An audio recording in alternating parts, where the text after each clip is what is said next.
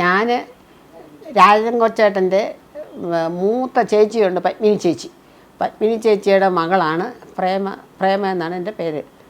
പിന്നെ അമ്മയ്ക്ക് ഏറ്റവും ഇഷ്ടമുള്ള അനിയനായിരുന്നു എൻ്റെ രാജൻ കൊച്ചേട്ടൻ.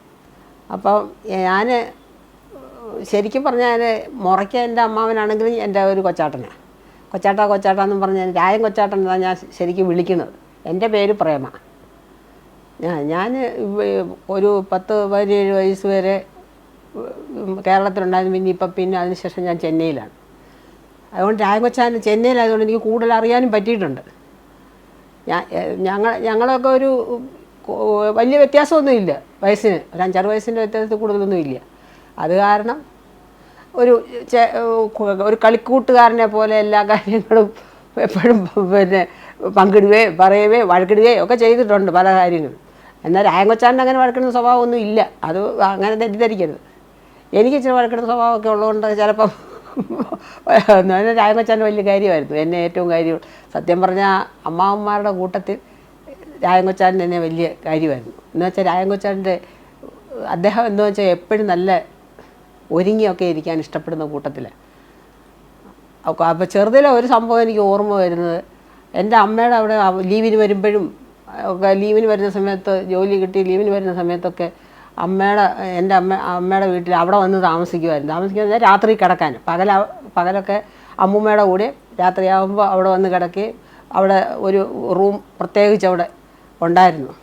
അപ്പം വരുമ്പോൾ അവിടെ വന്നാണ് രാജൻ കൊച്ചാൻ മേക്കപ്പൊക്കെ ചെയ്യും. അപ്പോൾ കൊണ്ടുവരുന്ന രാജൻ കൊച്ചാൻ അങ്ങോട്ടും പോകുന്ന സമയത്ത് നമ്മൾ മുറിക്കകത്ത് കയറി ഞാൻ മുറിക്കകത്ത് കയറി എന്തൊക്കെയാണ് ഈ സാധനങ്ങളെന്നൊക്കെ എനിക്കും കുറച്ച് മേക്കപ്പ് ഇടാനും ഒക്കെ വലിയ താല്പര്യമുള്ള കൂട്ടത്തിലായിരുന്നുകൊണ്ട് നോക്കും. അപ്പോൾ ഓരോരോ ക്രീമോ ഏതൊക്കെ അവിടെ ഇരിക്കും. അപ്പോൾ ഒരു ദിവസം ഞാൻ എന്ത് ചെയ്തു, അന്നത്തെ കണക്കിനുള്ള ഒരു മുഖത്തൊക്കെ ഇടുന്ന ഒരു ക്രീമായിരുന്നു ലാക്ടോക്കലാമിൻ. അപ്പോൾ അതിനെപ്പറ്റിയൊന്നും ഞങ്ങൾക്കൊന്നും അറിയാം, ഞങ്ങൾ ഗ്രാമപ്രദേശത്തിൽ വളരുന്നതാണല്ലോ. അപ്പോൾ ഇത് കണ്ടപ്പോൾ എനിക്കിതെന്തോന്നും തേക്കുന്നത് ഇതെന്തോന്നും. അപ്പോൾ നോക്കിയപ്പോൾ രാജൻ കൊച്ചാൻ മുഖത്ത് തേക്കുന്ന ഒരു പ്രാവശ്യം കണ്ടപ്പോൾ രാജൻ കൊച്ചാൻ ഇല്ലാത്ത സമയം നോക്കി ഞാൻ അതങ്ങോട്ട് ചെന്ന് കുറേ എടുത്ത് മുഖത്ത് വാരി തേച്ചിട്ട് കുറച്ച് കഴിഞ്ഞപ്പോൾ അമ്മ വന്നപ്പോൾ ഞാൻ മുഖത്തൊക്കെ ഇത് വരച്ച് തേച്ചിട്ട് ഇങ്ങനെ നിൽക്കുന്നു. ഇതെന്തോന്ന് നീ ഇത് കാണിച്ചിരിക്കുന്നേ എന്ന് ചോദിച്ചു എന്നോട്. ഞാൻ പറഞ്ഞു ഇത് ഒരുങ്ങാനുള്ള ക്രീമല്ലേ. അന്നേരം ഇത് ഒരുങ്ങാനുള്ള ക്രീമൊക്കെ ഇങ്ങനെയാണ് ഇടുന്നത് എന്നും പറഞ്ഞു വന്ന് അതെല്ലാം എന്നെ കഴുകിച്ച് കളഞ്ഞിട്ട് എന്നിട്ട് അതെടുത്ത് ഇതാണ്ട് ഇങ്ങനെയാണ് തേക്കേണ്ടത് എന്നൊക്കെ എല്ലാം എന്നെ കാണിച്ചു തന്ന് പഠിപ്പിച്ചു. അപ്പോൾ അന്ന് എനിക്കൊരു 10-14 വയസ്സൊക്കെ കാണും പ്രായം.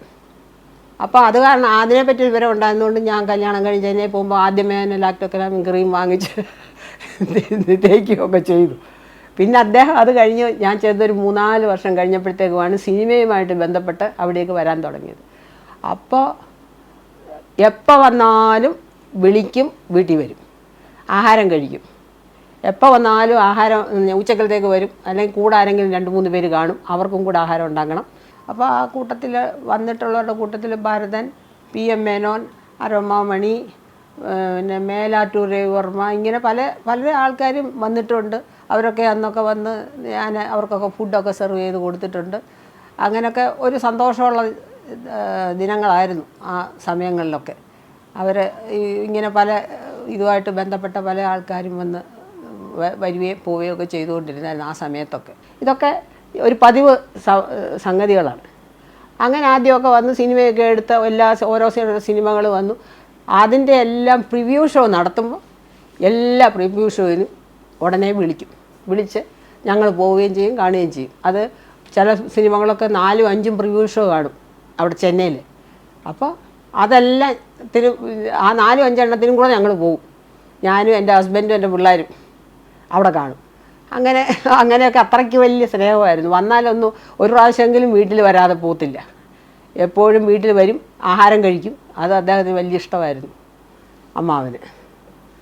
അങ്ങനെയൊക്കെയുള്ള ഒരു ബന്ധം വളരെ